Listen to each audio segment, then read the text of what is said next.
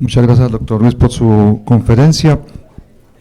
Además les quiero recordar que el doctor Carlos Ruiz hace parte de los últimos ginecólogos oncólogos que han llegado a la ciudad, a hacer también una parte de relevo generacional que es muy importante. Bueno, a continuación seguimos con la conferencia del doctor Freddy Quintero Rincón. Él nos va a hablar sobre marcadores tumorales en masas anexiales, enfoque práctico. El doctor Freddy Quintero es especialista en ginecología oncológica del Instituto Nacional de Cancerología, tiene una maestría en administración de la Universidad de AFIT y en este momento es ginecólogo oncólogo en la Clínica Vida y en la Clínica Sommer. Muchas gracias, doctor Freddy, por su conferencia.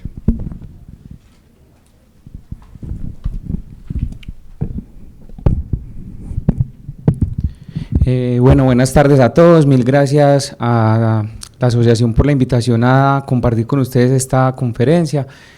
Realmente, cuando uno habla de marcadores tumorales, tiene dos opciones. Uno, hacer el análisis en el consultorio con la paciente que llega con una masa anexial de cuáles son las posibilidades diagnósticas y con base en el manejo, en lo que yo piense que pueda tener la paciente, enviar una serie de estudios donde están los marcadores, o la otra es ir a la fija y enviar una batería de marcadores, los que me acuerde, los que por allá en la rotación de oncología vimos, y eso ahí cae cualquiera de todos, y eso se ve en la práctica clínica, y uno lo ve cuando llega la paciente con 6 hojas de exámenes de marcadores que hasta ni tienen que ver con las masas anexiales. Entonces la intención es simplemente recordar, porque todos en algún momento lo estudiamos y lo leímos, de más o menos cómo es el enfoque de una paciente con masa anexial y específicamente qué tipo de marcadores vamos a utilizar.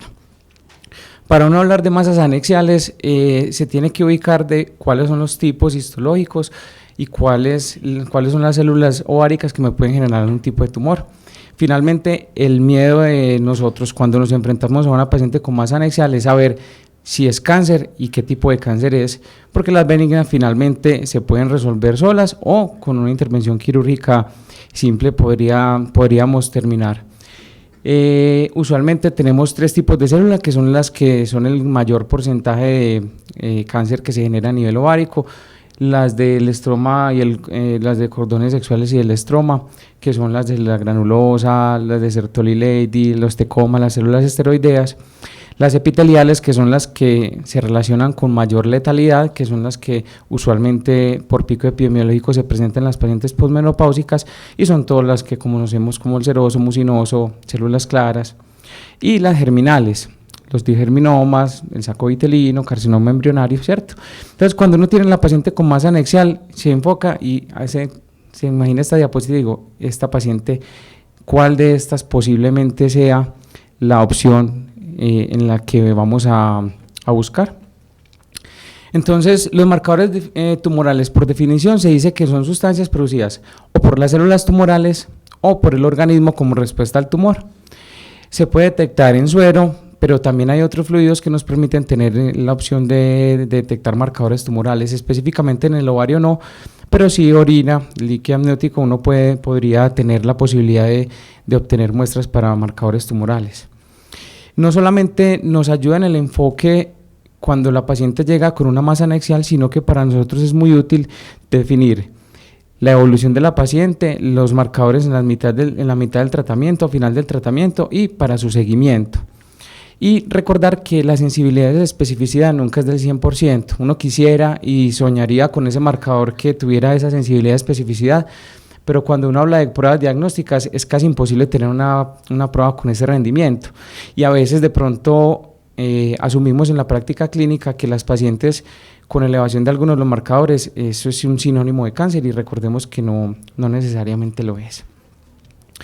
Entonces, teniendo en cuenta lo anterior, ¿cómo vamos a usar los marcadores tumorales? Entonces, primero nos orientan con una sospecha diagnóstica en el enfoque inicial de la paciente. El seguimiento es importante, como lo dije previamente, y nos ayuda a medir la efectividad del tratamiento que hicimos en el caso de que la paciente tenga una enfermedad oncológica. Recordar que en todos los marcadores que vamos a ver hay condiciones benignas que lo puede elevar falsamente, y eso es de parte del rendimiento de la prueba específica dependiendo de cada marcador tumoral. Y lo otro importante es que uno no se hace un marcador tumoral, un antígeno se hace 125, un carcinoma embrionario, solo por tamización. Hagámonos todos aquí un marcador y miremos cómo nos da, porque finalmente eso es lo que hace es generar ansiedad y no se ha relacionado la tamización con marcadores tumorales en un impacto con la disminución o detección temprana de cáncer. Entonces no se utilizan marcadores de rutina en este caso, siempre tiene que estar en el contexto, específicamente en nosotros, en una masa anexial. Bueno, la clasificación, uno puede clasificarlos por el origen de los marcadores tumorales. Hay unos que son antígenos oncofetales, específicamente estos tres nos competen en la parte de ginecología oncológica, como el antígeno carcinoembrionario, el alfa-fetoproteína y la beta-HCG. De las glucoproteínas, el CA125 es el que más usamos en nuestra práctica clínica, y con relación a las enzimas es la deshidrogenasa láctica la que tenemos opciones de evaluar en nuestra práctica. El resto pues no son muy afines a nuestra especialidad. Entonces, como para empezar un poquito la parte del enfoque, esto es un caso clínico, de la consulta diaria de cada uno de nosotros. Es una paciente o de 16, o de 40, o de 65 años, y ahí hago hincapié en la edad porque finalmente el cuadro clínico es muy parecido en todas, ¿cierto? Lo que cambia es la edad, y si nos devolvemos a la primera diapositiva, el pico epidemiológico de cada uno de los tumores es diferente. Entonces, específicamente, la edad es un factor muy importante que se debe tener en cuenta en la práctica clínica. Entonces, una paciente con cualquiera de estas tres edades, dolor pélvico, dispareunia, no mejoró con analgésicos y le hicieron una ecografía transvaginal donde documentaron una masa anexial. Entonces, en este caso, nos ponemos en el consultorio, 16 años, ¿qué marcadores le ordeno? 40 años, ¿qué marcadores le ordeno? O 65 años, ¿qué marcadores le ordeno? Espero que cada uno esté pensando y hacer el esfuerzo de que sea diferente, porque si le vamos a mandar lo mismo a las 3, entonces estaríamos cayendo a la fija y apagamos el computador. Empezamos con el antígeno CA125.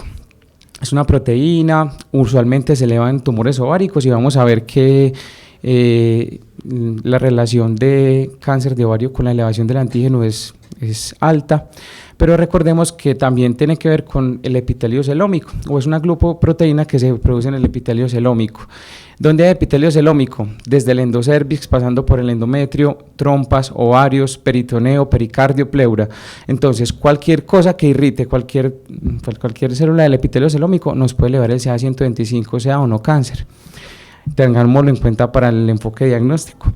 Los niveles superiores a 35 unidades por mililitro generalmente son niveles alterados, y recordar las condiciones benignas que lo alteran, como el embarazo, la endometriosis, la adenomiosis, la miomatosis, un simple sangrado menstrual, y la paciente va y se hace el marcador tumoral, le puede tener una elevación. Entonces, las causas ginecológicas básicamente son esas, entre otras, y las causas no ginecológicas, hasta una apendicitis puede elevar el CA125, por lo que hablamos previamente. Otros cánceres, otros tipos de tumores que pueden elevar el CA125, lo vemos ahí: vejiga, pulmón, páncreas, pues realmente son muchos los tumores que pueden elevar este marcador. Lo que sí es cierto es que los pacientes con relación al estadio, hay cambio en el porcentaje en que se eleva el marcador tumoral. La mitad de las pacientes con cáncer de ovario estadio 1 pueden tener el antígeno CA125 normal. Lo que nos hace pensar es que el hecho de que esté normal el antígeno solamente no es un criterio de exclusión para cáncer de ovario. El resto, el estadio 2, 3 y 4, realmente sí cambia significativamente la proporción, hasta un 94% en el estadio 4. Y esta es otra clasificación, y es por los tipos histológicos. Recordemos que el CA125 nos ayuda como marcador tumoral en los tumores epiteliales. Entonces, la mayoría de los tipos histológicos que elevan el CA125 son los indiferenciados, los mal diferenciados, seguidos por los serosos, y después siguen células claras, endometrioide, básicamente con los porcentajes que vemos acá. El antígeno carcinoembrionario es una glucoproteína oncofetal que usualmente nos ayuda a evaluar el tracto gastrointestinal, principalmente cáncer colorectal. Los valores en este marcador tumoral usualmente dependen si la paciente es o no fumadora. Entonces, ese detalle es importante tenerlo en cuenta en la práctica, porque hay pacientes que tienen niveles por encima de los 2.5 nanogramos por mililitros, pero se nos olvida preguntar y llegan ya con estudios de psicología, psiquiatría, porque tienen cáncer de ovario y realmente es el cigarrillo que los hace elevar el antígeno. En el escenario de nosotros tiene una utilidad importante y es, primero, descartar una enfermedad secundaria, ¿cierto? Que la masa anexial que estemos enfocando en la práctica clínica no sea un tumor de Krukenberg secundario a un tumor gastrointestinal. Lo otro es que usualmente en oncología, en ginecología oncológica, los tumores de ovario tipo mucinoso intestinal se correlaciona con una elevación del antígeno carcinoembrionario. Y usualmente, como no lo medimos, pero si midiéramos a todas las pacientes con cáncer de cuello uterino, la gran mayoría, por ahí un 80% más o menos de las pacientes tendrían elevación del antígeno carcinoembrionario. Entonces es importante pues para nosotros en este caso como detección de enfermedad secundaria en la masa anexial o algunos tipos histológicos específicos. También se puede elevar en otra cantidad grande de tumores malignos, melanoma, linfoma, cáncer de mama, ¿cierto? Y en algunas entidades benignas como la enfermedad inflamatoria intestinal, una pancreatitis o las enfermedades hepáticas. Como lo dije previamente, siempre descartar un origen secundario en las pacientes que tienen un antígeno carcinoembrionario elevado. Entonces, ¿qué podemos hacer dentro de nuestra práctica clínica? Paciente con antígeno carcinoembrionario elevado, no sobra que si se va a remitir a servicio de oncología, una endoscopia o una colonoscopia hace parte del estudio de estadificación con la intención de hacer el diagnóstico diferencial que hablamos de las entidades que hablamos previamente. Otro marcador que es relativamente nuevo porque hay estudios desde 2010 y 2011, pero que en nuestro medio hasta ahora no lo tenemos, pero se ha tenido aproximación con algunos laboratorios para traerlo a la ciudad y es la proteína epidimal humana o el HE4.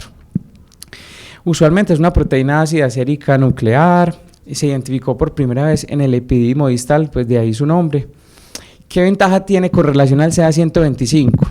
Que en los tejidos respiratorio y reproductivo, donde hay epitelio celómico, si el epitelio está normal, no hay una elevación. Entonces, este marcador nos puede hacer el diagnóstico diferencial con las entidades benignas que les mencioné previamente, endometriosis, miomatosis, o sea, este marcador no se eleva en condiciones benignas como el CA125.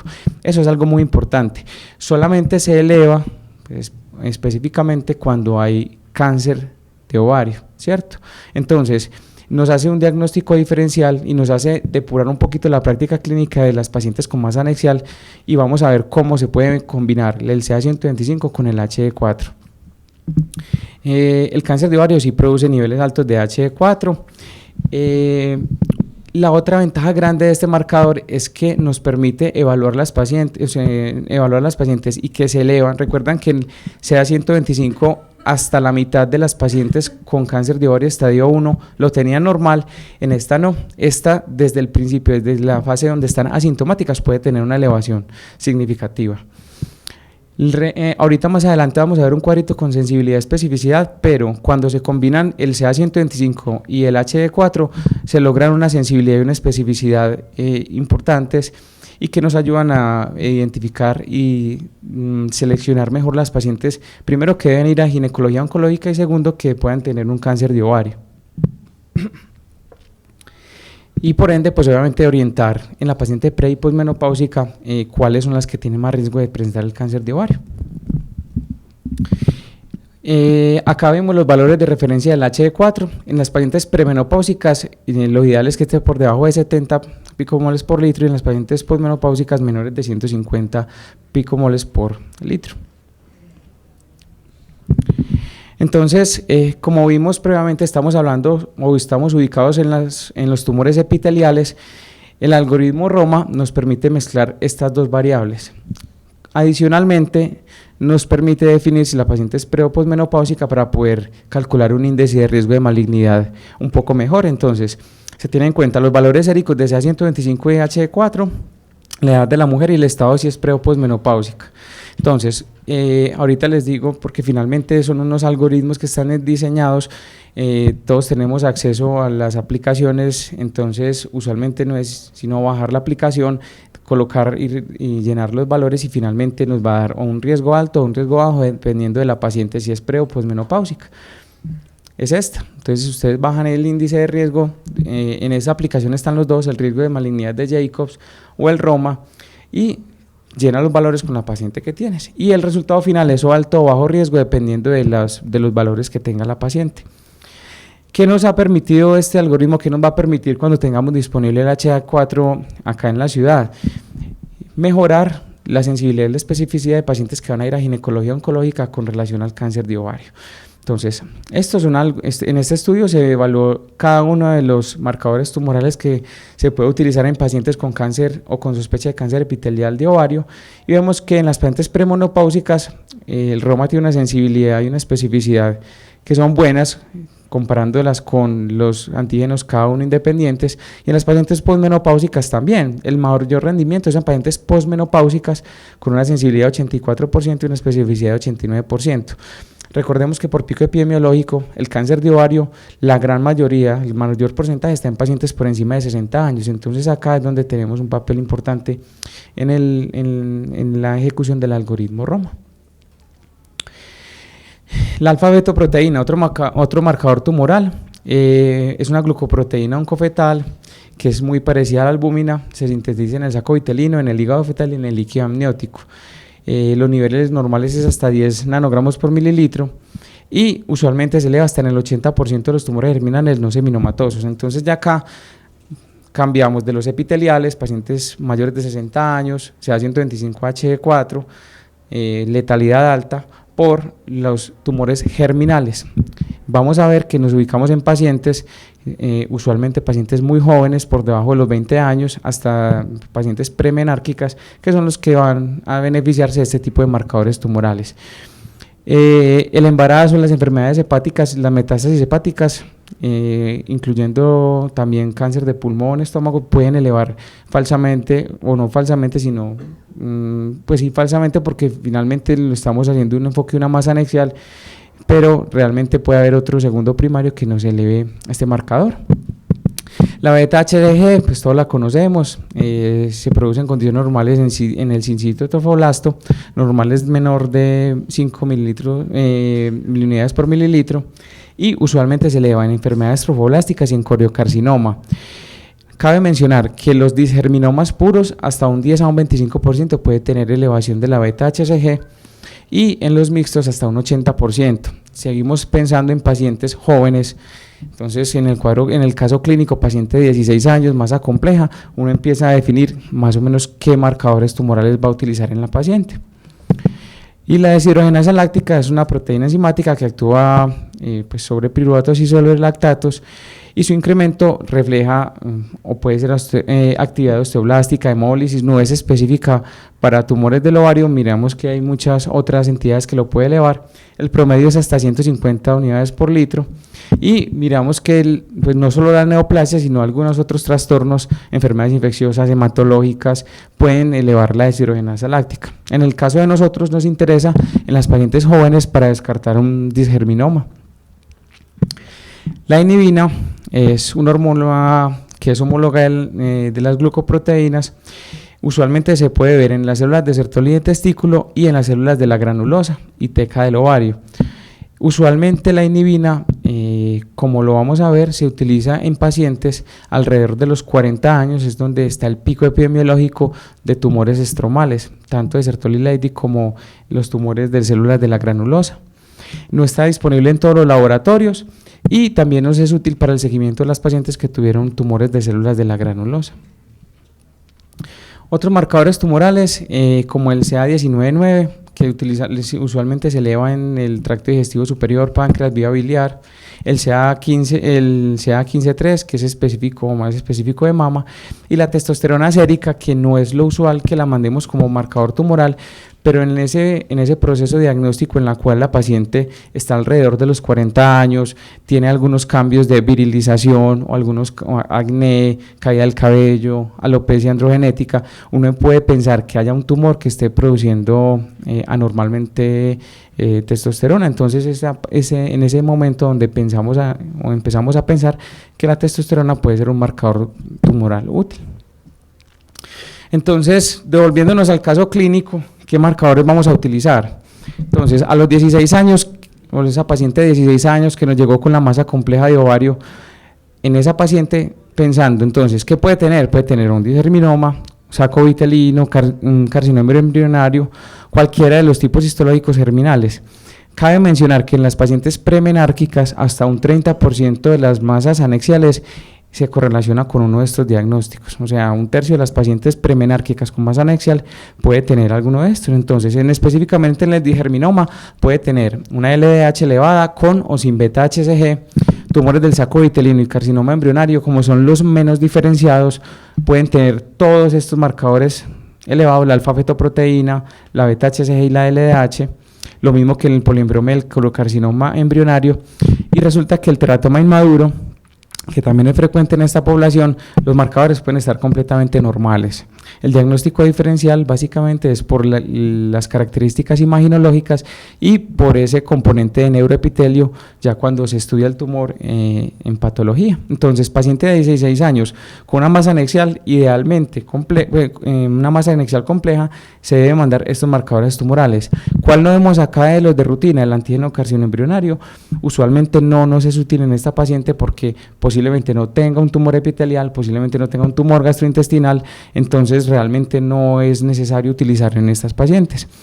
Uno pensaría, pero es un marcador de 4 que estoy haciendo, pero empieza uno a evaluar por salud pública cuál es el porcentaje de pacientes con masa anexial, de esas pacientes a cuales le estoy mandando un antígeno carcinoembrionario que no es necesario. Entonces empezamos a mirar que cada uno a su medida puede empezar a tener ahorros con el sistema de salud y que tanto muchas veces nos quejamos, pero que también hay argumentos en los cuales no debemos de caer de mandar las cosas por mandarlas, sino hacer un uso consciente de los marcadores. A los 40 años, ¿qué pensamos? Una paciente a los 40 años, y lo dejo por acá pequeñito, la menor proporción es un cáncer epitelial, ¿cierto? Entonces no es la paciente de 40 años que tiene el CA-125 elevado, no voy a pensar de una vez en que tiene un cáncer de ovario, ¿cierto? Primero, lo más importante, causas no oncológicas de elevación del antígeno CA-125, como lo dije previamente, una paciente que perfectamente puede tener una endometriosis, una miomatosis, una adenomiosis, una enfermedad pélvica inflamatoria, abscesos, y que de pronto ese día que estaba menstruando se hizo el CA-125, ¿cierto? Segundo, ¿cuál pico epidemiológico puede estar en estas pacientes? Los tumores de los cordones sexuales y el estroma. Resulta que nosotros, el oriente antioqueño, yo creo que da para todo. Y allá uno puede centrarse a hacer estudios de psiquiatría como se ha hecho. Y específicamente, el doctor Alexander y yo que trabajamos en Sommer, vemos que la población del oriente tiene una alta incidencia de tumores de células de la granulosa. Y es frecuente, inclusive es la incidencia, sin tener un estudio que lo sustente, puede ser más de lo que es reportado en la literatura a nivel mundial. No sé la causa, pero finalmente son pacientes que a los 40 años tienen una masa compleja, usualmente es una masa sólida, ¿cierto? Entonces en una paciente uno podría pensar, antes inclusive de un cáncer epitelial, pensar en un tumor estromal. ¿Qué marcadores se le ordena? Un CA-125 de un carcinoma embrionario, porque ya empiezan, a pesar de que no es la principal causa de un cáncer epitelial, empieza a tener, dentro de la campana de Gauss, pueden empezar ya casos muy aislados de pacientes con cáncer epitelial de ovario de esta edad. Y la inhibina y testosterona, la inhibina idealmente de rutina en las pacientes en las que tenemos un tumor sólido del ovario, y la testosterona solamente por clínica, esa paciente que tiene signos de hiperandrogenismo.